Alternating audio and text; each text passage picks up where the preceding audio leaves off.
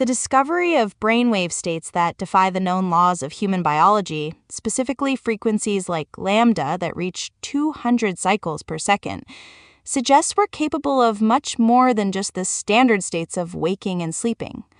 Gregg Braden has famously explored this in his work on Gaia, particularly in the series Missing Links, where he argues that these high-frequency states aren't just biological anomalies, but gateways to a profound sense of human mastery. While most people are familiar with the basic four, beta, alpha, theta, and delta, science is now beginning to map a landscape that includes gamma and its even more intense counterparts. The question isn't just what these frequencies are, but how they can be intentionally accessed to trigger extraordinary feats of healing and intuition. It's a fascinating shift in how we view human potential.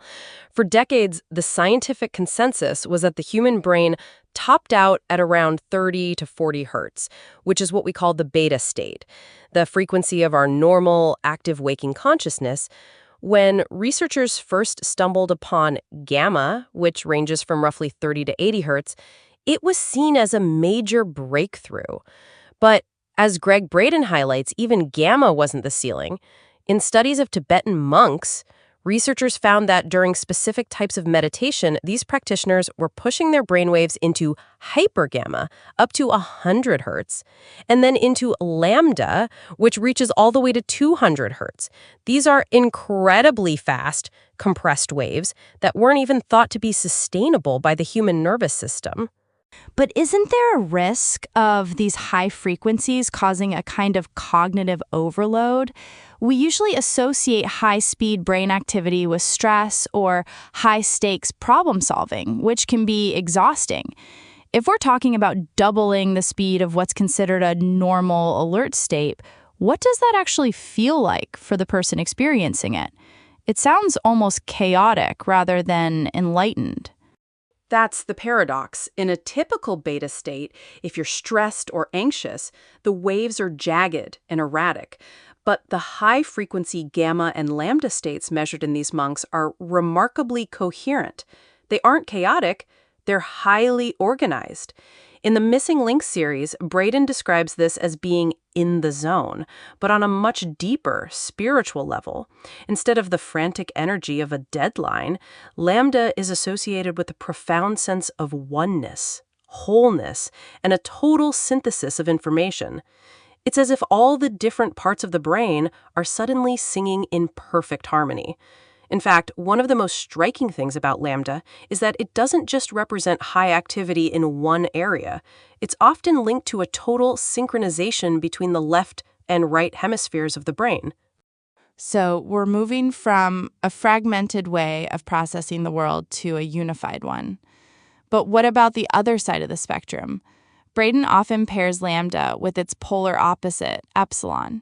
If lambda is the ultra-fast frequency at 200 hertz, epsilon is almost at a standstill, measuring at less than 0.5 hertz, sometimes even appearing as 0 hertz on an EEG. How can two states that are literally at opposite ends of the frequency scale lead to the same experience of expanded consciousness? It seems counterintuitive that being super awake and deeply still would result in the same state. It's one of the most compelling mysteries in neurocardiology and consciousness research. Braden calls this a circular relationship between the brain states. If you were to take a magnifying glass to a very slow epsilon wave, you'd find a high-frequency lambda wave riding on top of it. Conversely, if you zoom out from a fast lambda oscillation, you see it follows the path of a massive, slow epsilon wave. This suggests that the highest high and the lowest low are actually two sides of the same coin. The Tibetan monks who can sit in sub-zero temperatures and actually melt the snow around them are often in these states simultaneously. To an outside observer, they look like they're in a deep sleep. Their heartbeat and breathing might even become undetectable. But internally, their brain is firing at these incredibly high lambda frequencies. They're both fully still and fully potentialized at the same time. This brings us to the how of the matter. most of us aren't trained monks living in a monastery. In Missing Links, Braden talks about heart-brain coherence as the bridge to these states. He suggests that the heart actually acts as a kind of master regulator. If the brain is where these frequencies show up, it's the heart that's sending the signal to turn them on. Is there a specific biological mechanism that explains how the heart can shift the brain into gamma or lambda? It all comes down to the communication between the two. In 1991, research published by Oxford University Press revealed that the heart has its own little brain, a network of about 40,000 specialized sensory neurons that think, feel, and remember independently of the cranial brain. Braden emphasizes that the heart sends significantly more information to the brain than the brain sends to the heart. When we experience heart-based emotions like gratitude, compassion, or appreciation, we create a very specific rhythmic frequency of 0.1 hertz. This 0.1 hertz signal is like a key that unlocks the door to the higher brain states.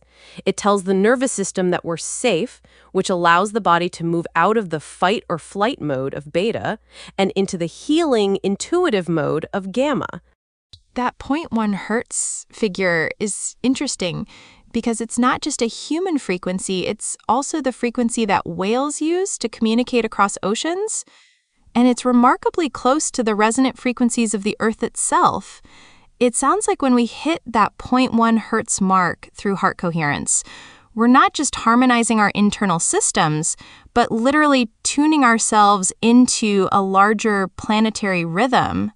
But I wonder, if this is so accessible, why isn't it the default? Why are we stuck in the 12 to 30 hertz range of beta most of the time? The short answer is survival. For most of our history, being hypervigilant was a necessity. Beta is the state of survival. It's logic, it's problem solving, it's reacting to threats. In a world of constant digital notifications and environmental stressors, our bodies stay locked in that jagged beta rhythm. Braden's point in Missing Links is that we have the soft technology, our own biology, to choose a different state, but it requires a conscious shift. It's about moving the awareness from the mind, which is often full of judgment and worry, down into the heart. He often walks through a simple technique to do this, shifting your focus to the heart center, slowing your breath to about 5 seconds in and 5 seconds out, and then genuinely feeling an emotion like gratitude. That 3-step process is what triggers the coherence that allows the brain to jump into those higher gamma states. I can see the benefit for personal well-being, but Braden goes further, suggesting that being in these states allows us to hack the matrix or influence physical reality. That's a huge leap from improved focus or lower stress. Is there actually any evidence that these brain states affect anything outside of the person's own body, or is it just a subjective feeling of being connected? He bases this on the idea of the divine matrix, a field of energy that connects all things. From a quantum perspective, when we're in a state of high coherence, our heart creates the strongest electromagnetic field in the body, which can be measured several feet away. Braden argues that when our heart and brain are synchronized in gamma or lambda states, we are no longer just passive observers of reality, we become active participants. He points to research suggesting that human intention, when coupled with the high-energy state of heart-brain coherence, can actually affect the way DNA behaves or how matter organizes at a quantum level. It's the idea that these brain states are the tuning mechanism we use to broadcast our intentions into the field. This is why he says the monks can perform miracles. It's not that they're breaking the laws of physics, but that they're using a higher level of physics that we're only just beginning to understand. It's a provocative idea, especially the claim that we can self-regulate our biology to the point of anti-aging or super healing. If gamma is a natural antidepressant and an immune booster, as he suggests, then the implications for modern medicine are massive. But I have to ask about the skeptics. Surely, if we could just breathe into our hearts and access superhuman intuition or healing, we'd see it more often. What's the catch? Is it simply that most people don't practice enough, or is there a biological limit for the average person? The catch is likely consistency and depth. Braden mentions that it takes about 72 hours of consistent practice to start building the new neural networks that make heart-brain coherence a more permanent state. Most of us might try a breathing exercise for 3 minutes and then go right back to a stressful environment. The Tibetan monks have spent thousands of hours training their nervous systems to hold these high-frequency lambda states. It's like any other skill. Your biology needs to be conditioned to sustain that level of energy. Also, there's a nuance to the feeling part. It's not just thinking about gratitude, it's the actual visceral feeling of it. If there's a disconnect, if you're thinking, I am grateful, but your heart is still feeling, I am stressed, you don't get the coherence. The heart doesn't lie, and the brain knows when the signal is fake. That makes sense. It's not just a mental hack, it's a full system alignment.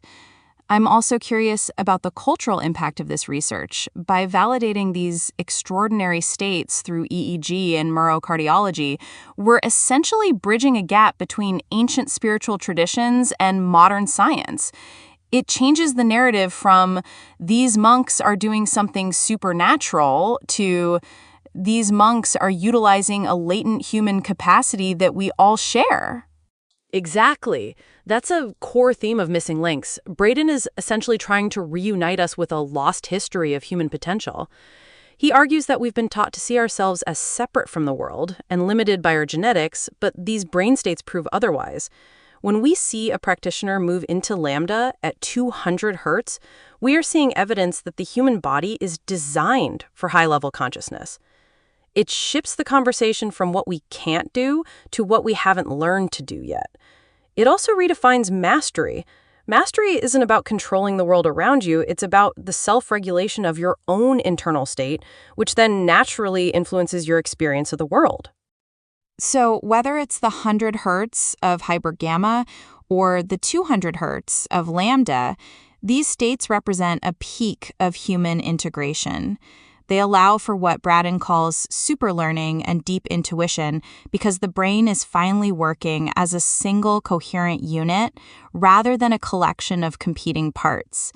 It's an empowering perspective, the idea that the missing link in our evolution isn't some external fossil, but an internal capacity for coherence that we've always had.